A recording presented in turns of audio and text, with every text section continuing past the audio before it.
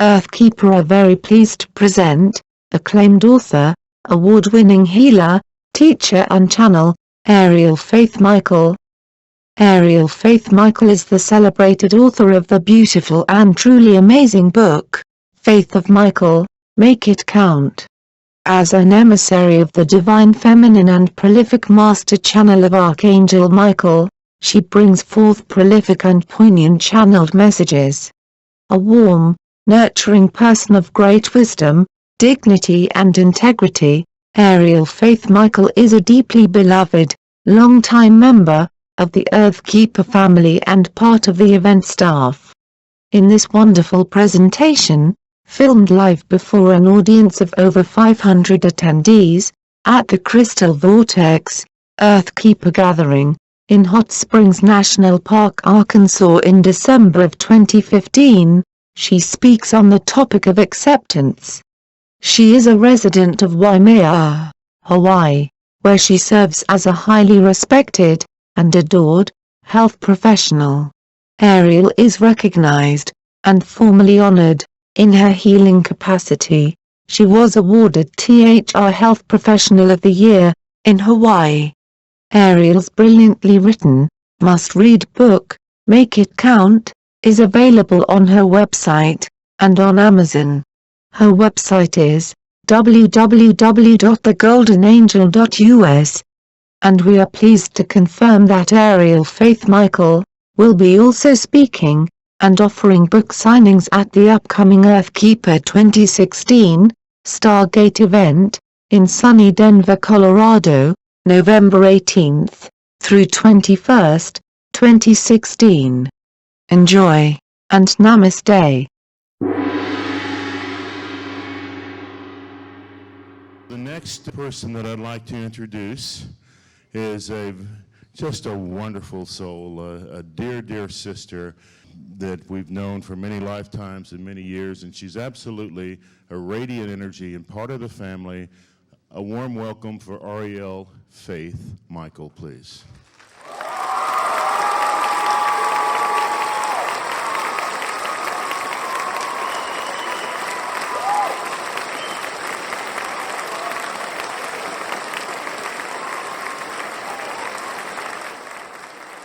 Thank you for good morning.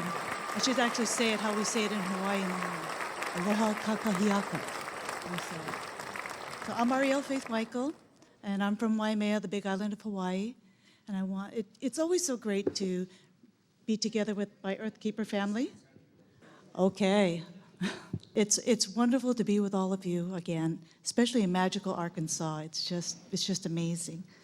And what I wanted to say was, on my theme here, I really was going to talk about something else, but Archangel Michael had different plans, so last minute he changed it to this theme. And he said, you know, there are three things that everyone needs: to be heard, to be loved, and especially to belong. And to me, the word belong goes hand in hand with the word acceptance. And so that is going to be my topic for today's talk story. For those of you who have heard me speak at other Earth-Keeper gatherings, or read my book, Faith of Michael, Make It Count, you have some insights of my angelic connection and human life with Archangel Michael. We made several agreements to each other before I came to Earth as a walk-in. Now, the term walk-in may be new to some of you, and no, it's not like those signs that you see in the salons where you go to get your manicures and pedicures. It says, walk-ins welcome. It's a little different than that. And, you know, every time I see those signs, I always gotta kind of smile and go, if they only knew. But, you know, one day, you know, they'll get it, and it'll say ETs and walk-ins welcome. So that'll be my kind of salon. So for those of you who do not know what a walk-in is, simply put, it's a soul that doesn't exchange with another soul already residing in an existing body. So say you bought a new car, but after a while it just wasn't working for you. So someone comes along and they're interested in your car. So the two of you, you know, come to this agreement and the exchange is made. But for me, the pre-owned vehicle is not a car, it's this body that you see before you. And this actually happened during a near-death experience at the age of 33. Many of you have incarnated numerous times, and within your cellular memories resides rich experiences I cannot even begin to imagine. You see, this is my first and my last human incarnation, but I am able to access the former soul's experiences, all her likes, dislikes, and everything in between. And this helps me to wrap my mind around the emotional responses that surface just out of the blue over things that really don't matter to me. So besides dealing with the former souls, what I call guided energies, I also need to deal with my own simultaneously. And that means owning them, learning from them, and also releasing them. Easier said than done. But it's a process and all a part of being human. And for me, it again comes down to the word acceptance. So let's talk about being authentic. If you were to write down your deepest, most profound spiritual truth, one that you knew for sure beyond any doubt, what would that be? And what would it take to walk that talk of truth out in the open? And I don't mean like among like a group like us, like minds, like hearts, but in a place where you would truly be the odd person out. Here we come back to the word of acceptance. We all at one time or another have looked to others for confirmation and acceptance. We may have even been so bold to share our most profound truth with someone we thought was enlightened, only to have it blow up in our face. Being your authentic spiritual self is a fire many are hesitant to walk through, and with good reason. The fear of losing that which we hold most dear, be it relationships, financial stability, credibility, self-identity, even acceptance, because we have come out of the spiritual closet, it's huge. But we can't hide from ourselves. We can try to suppress it or ignore it, but once we know deep in our core a personal truth, we cannot pretend not to know it. Archangel Michael told me long ago, you can go with ease or grace, or you can go kicking and screaming, but either way, you're gonna go. So, your choice. And it took me many years of getting hit in the head by those celestial 2x4s to take the path of ease and grace. For the last 8 years, I have worked in a very small hospital, and we care for everyone, what we call cradle to grave, all in the same unit. And being in that type of environment, I'm reminded every day of how precious and fleeting life is. The human vessel does have an end date, but the soul that resides within is infinite. But it needs expression. It needs an outlet. It needs to evolve. And what better way to express our soul's light than to bring it to the shadows where fear and despair resides? Now, I love Harry Potter. In one of the series, Professor Dumbledore says, there comes a time when one must choose between doing what is right and what is easy. So keeping the light in the light, that's easy. But it's also like a boat that leaves the harbor. You go, what's the point? We really came here to do the work. I realize now that my greatest growth, be it courage or lessons in leadership, even lessons in faith, were made possible because of the dark nights of my soul.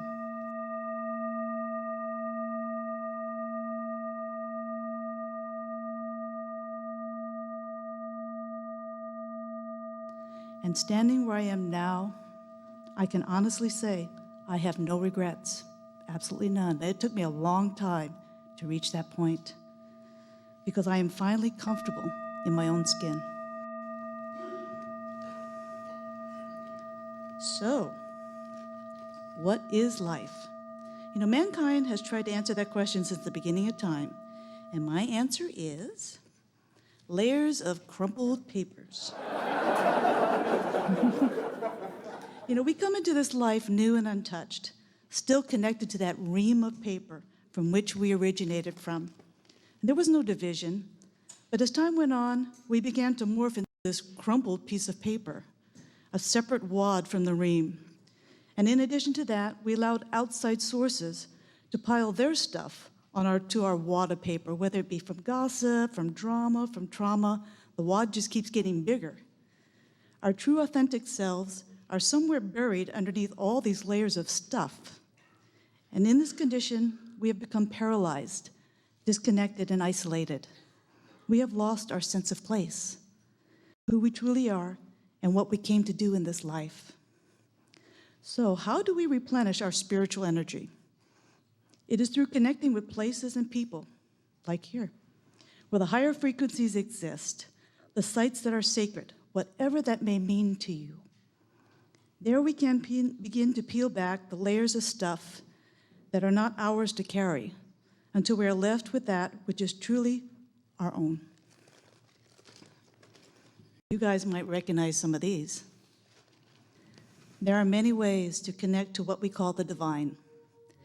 The Earth-Keeper family has traveled to many sacred sites over the years, to the top of Spellbinding Michael and the tour, to sitting within the crop circles, climbing through the tunnels of the great pyramids of Egypt,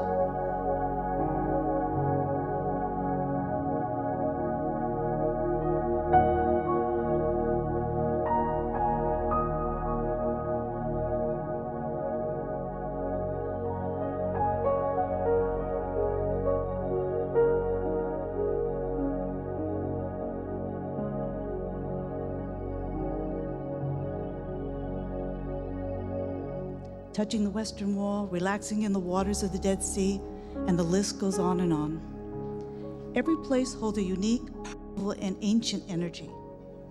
We open ourselves up to receive the wisdom teachings from the master souls who have gone there before us. Many here have reconnected to those lifetimes where you walked among those master souls. I mean, how incredible is that? What a gift. I always think back to say where they go, you can't go back, but they just never, they got to hang out with the Earth-Keeper family. We always go back there, it's great. But if you are not able to travel to the sacred sites that you see on Nat Geo or the History Channel, that's okay.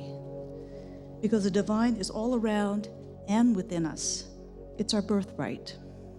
We all can connect with the divine through nature or rituals right where we live. Just set the intention for that to occur, and it will. Whether in your dreams, meditations, while walking through the forest or in the rain, sitting by lakes or streams, even laying on the grass and looking up at the clouds, the energy is all around us. All you have to do is reach out with your senses and let it in. Spiritual immersion, and what a better place than the hot springs of Arkansas. Here we bring only that which we came into the world with, our true bare essence, the very core within the layers of that crumpled paper. We have come to heal that which is broken inside of us.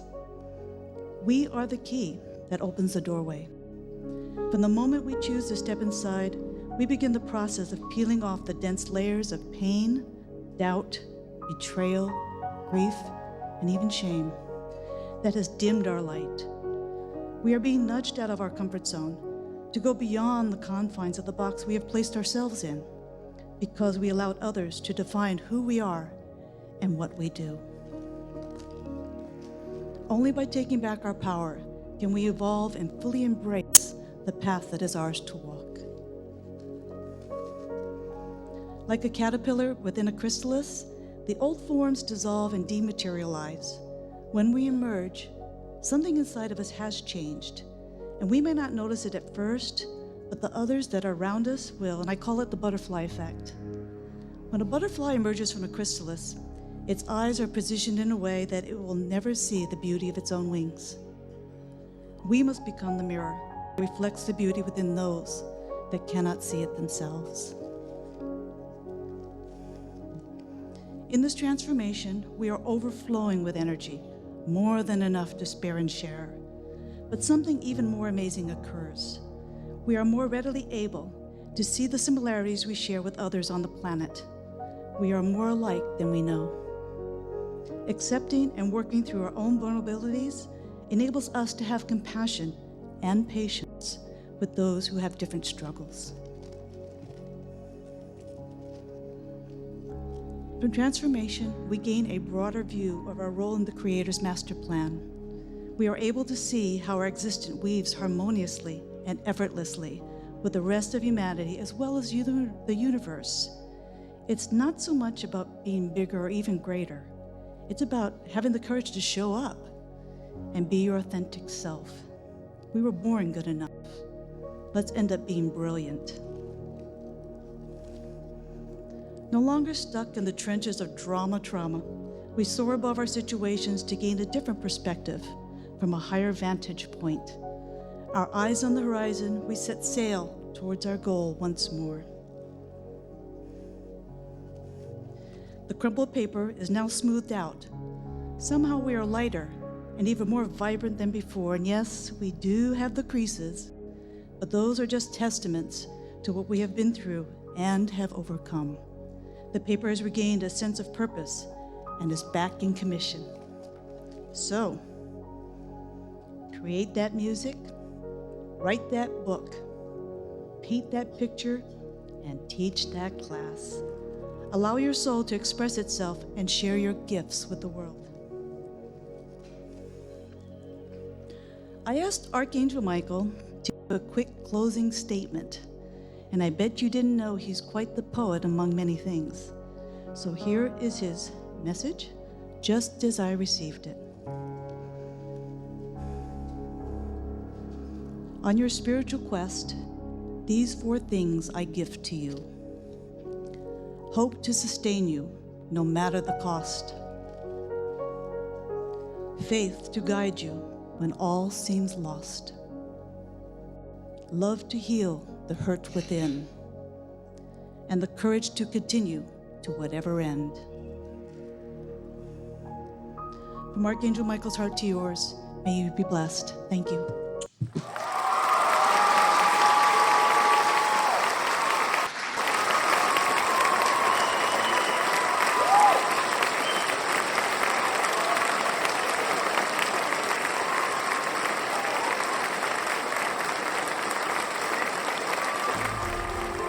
How about a standing ovation for my sister Arielle Faith Michael?